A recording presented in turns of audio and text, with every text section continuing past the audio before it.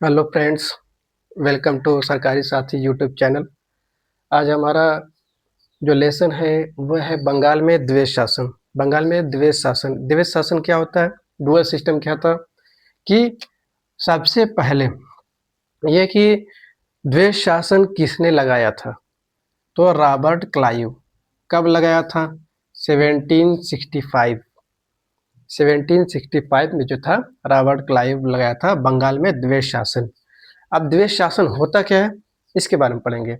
द्वेष शासन में क्या था कि जो भी कंपनी थी, जो ईस्ट इंडिया कंपनी थी, वो क्या काम करती थी कि जो पैसे का काम होता था, राजस्व वसूली का काम होता था, जो पैसा को जो भी पैसा का काम था, राजस्व का काम था, वो लेती थी कंपनी।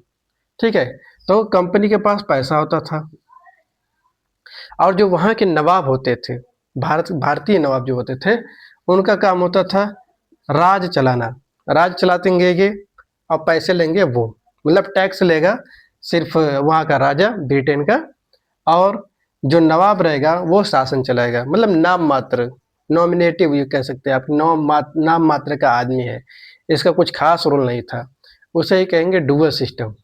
ठीक है, उसका रिजल्ट क्या हुआ कि अब एक अगर शॉर्टली में कहा जाए तो पैसे का काम जितना भी था वो था कंपनी के पास, और जो भी काम था वो कौन करता था? नवाब करते थे। यही था डुअल सिस्टम। अब इसमें क्या था, परिणाम क्या, रिजल्ट क्या हुआ कि भ्रष्टाचार बढ़ता चला गया।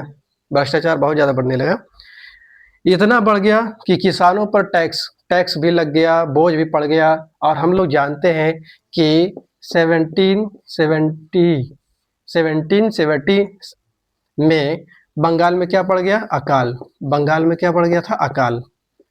अकाल पड़ गया था, जिसके कारण जो किसान थे वो टैक्स से लद गए थे, टैक्स के बोझ में पूरा लद गए।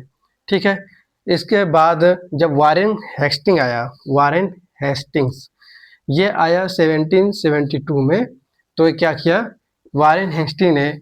इस द्वैध शासन को क्या कर दिया? समाप्त कर दिया। वारेन हेस्टिंग्स ये द्वैध शासन को समाप्त कर दिया, क्योंकि इसके तहत बहुत सारे लॉस हो रहे थे कंपनी के, बहुत घाटे में कंपनी जा रही थी, इसकी वजह से ये द्वैध शासन समाप्त हो गया।